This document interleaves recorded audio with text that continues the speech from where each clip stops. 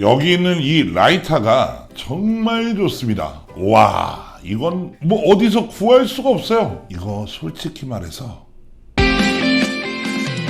영업은 사람의 마음을 얻는 일이라고 합니다. 그래서 영업을 하시는 분들을 살펴보면 마음을 얻고자 자신만의 노하우와 방법을 가지고 고객의 마음을 얻기 위해 노력하지만 다가오는 현실은 차갑고 냉정한 고객의 반응뿐인 분들이 많습니다. 전화 세일즈부터 방문 판매까지 다양한 사람들을 만나가면서 방법을 바꿔가며 노력하지만 거절당하는 일은 부지기수로 많아집니다. 그러던 와중에 어렵사리 기회가 찾아와서 내가 판매하려고 하는 제품과 컨텐츠에 대한 이야기를 열심히 설명하지만 고객에게 돌아오는 대답은 뭐 생각해 볼게요. 예, 알겠습니다. 나중에 다시 연락드리겠습니다. 라는 기약 없는 약속 대답뿐입니다. 그리고 이 일이 반복되다 보면 점차 패배의식에 사로잡히고 결국 제대로 된 세일즈는 해보지도 못한 채 직장을 옮기거나 일을 관두는 경우들을 많이 보았습니다. 스피치는 습관입니다. 그것도 오랜 시간 만들어져 단단해진 맹목적인 습관입니다. 고객을 앞에 두고 나도 모르게 나와버리는 자동사고가 되어 있는 것이 바로 스피치 습관입니다. 영업인분들 코칭하면서 느꼈던 점이 있어요. 일단 첫 번째는 지금 현재 영업적으로 잘하고 있는 것을 더 부각되게 하는 것이 빠른 지름길이라는 사실이었습니다. 그리고 두 번째, 고객에게 하지 말아야 할 행동이나 멘트들을 줄이는 것이 훨씬 더 성장에 도움이 됐다라는 사실이었습니다. 지금 현재 영업이 제대로 되지 않거나 고객을 만났을 때 제대로 된 설득을 하지 못한다면 잘못되어 있는 스피치 습관을 수정하고 심리적으로 고객의 마음을 닫게 하는 단어와 언어 습관을 수정하는 것이 훨씬 더 도움이 되는 길일 겁니다. 그래서 오늘 저 스피치 1타 강사 마 선생이 알려드리는 영업하는 자리에서 버리고 하지 않아야 될 스피치 습관을 알려드리도록 하겠습니다. 고객을 대상으로 매출과 직결되는 세일즈, 제대로 된 영업을 해보고 싶은 영업인, 남들과는 다른 세일즈를 하고 싶은 분, 영업 멘트를 고민하고 유창한 스피치를 위해 방법을 찾아보고 계시는 분들이라면 오늘 영상 꼭 주목해 주시기 바랍니다.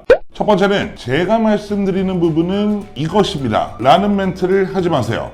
제가 말씀드리고 싶은 부분은요 이라고 하면서 시작하는 문장을 꼬집어서 말씀드리는 이유가 있습니다. 사실 영업이나 세일즈를 하시는 분들이 고객에 대한 눈치와 상황을 많이 볼 수밖에 없는 편입니다. 그리고 마주하고 있는 고객이 자신의 말을 잘 들어주지 않거나 관심 없어 하는 행동을 보이면 화제 전환을 위해서 흔히 쓰는 문장이 바로 제가 말씀드리고 싶은 부분입니다.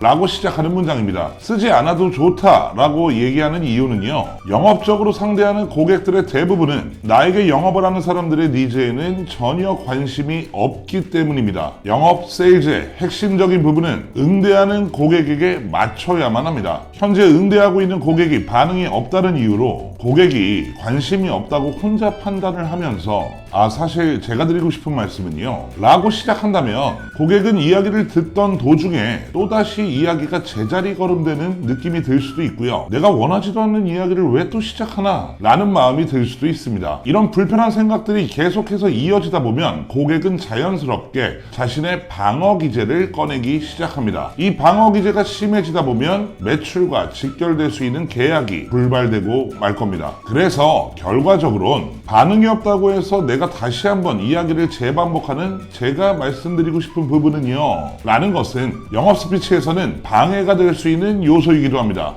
고객과 비즈니스 대화를 나눌 때 불필요한 단어나 문장이 있습니다. 그중 하나가 바로 솔직히라는 단어입니다. 이 말을 쓰는 영업인들을 살펴보면 당신에게만 알려주는 특별함이라는 의미로 사용하고 있는 듯 합니다. 하지만 결과는 정반대입니다. 고객들이 세일즈맨을 대응할 때 제품에 대한 필요성, 차별성, 특별성 등 나에게 설명하고 있는 세일즈맨의 입에서 나오는 모든 것을 투명하고 솔직하게 믿고 싶어하는 심리가 있습니다. 그러니까 한마디로 정리하면 고객들이 이 사람에게 눈탱이만큼 그런데 막 설명하던 도중에 세일즈맨의 입에서 나오는 솔직히 말해서 라는 두서로 시작하는 말을 듣다 보면 그전 이야기들은 모두 다 거짓이었나? 이것만이 솔직한 대답인가? 라는 생각을 할 수밖에 없습니다. 솔직히 말해서 라는 말은요, 듣는 고객 입장에서 세일즈맨의 주장이나 제품에 대한 설명 모두를 허점으로 만들거나 앞전 이야기들은 모두 불필요한 이야기였구나 라고 치부할 가능성이 매우 커집니다. 영업을 하시는 세일즈맨의 단어, 문장 하나하나는 듣는 고객의 심리 상태에 매우 많은 영향을 줄 수 있다는 사실 꼭 기억해 주시기 바랍니다.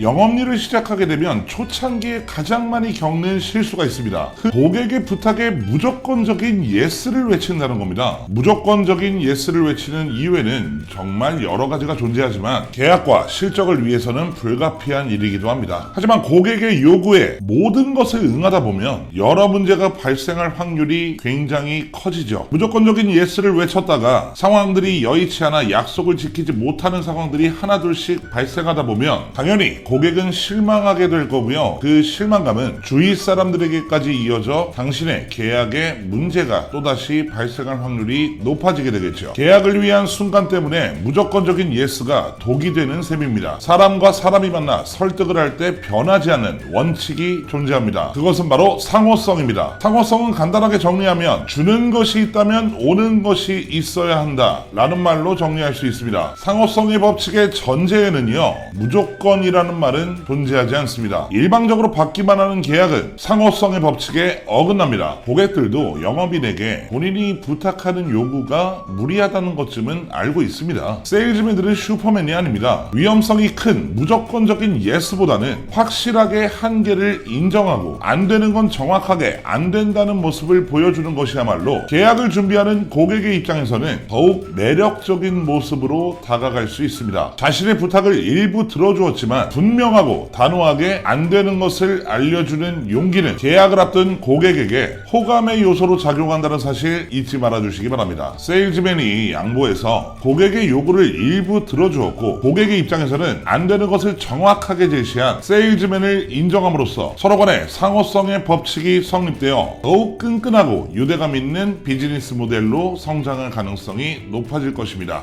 오늘은요, 영업에서 하지 않아도 될 스피치와 멘트에 대해서 알아봤습니다. 8년 넘게 스피치 컨설팅을 진행하면서 가장 어려운 것이 바로 이 영업 스피치입니다. 상황과 변수도 굉장히 많이 존재하지만요, 고객도 고객의 마음을 모르는 분들이 너무나도 많기 때문에 좋은 언변과 화술을 가지고 있다고 하더라도 쉽사리 고객의 마음을 열지 못하는 것이 바로 영업과 세일즈인 것 같습니다. 게다가 계속해서 거절을 겪다 보면 나에게 느껴지는 자괴감과 자존감의 낮아짐으로 이 일을 관두시는 분들도 꽤 많이 보아왔습니다. 물론 제가 알려드리는 방법들도 중요하지만 내가 지금 하고 있는 영업 스피치의 기술은 어디까지인지 우선 자신의 말하기와 고객을 응대하고 있는 태도나 비언어 표정 등 자신의 스피치 점검이 필요합니다. 물론 영업에는 왕도는 없습니다만 본인의 스피치 기술과 습관을 점검해보고 꾸준한 연습을 통해서 스피치 기술을 적용하려고 노력한다면 성공 확률은 자연스럽게 높아지게 될 겁니다. 그리고 그 성공한 경험을 바탕으로 실적은 빠르게 달라질 수 있습니다. 코로나 때문에 힘든 환경 속에서도 기업의 최전선에서 제품과 컨텐츠를 위해 노력하시는 영업인들을 응원하겠습니다. 저는 스피치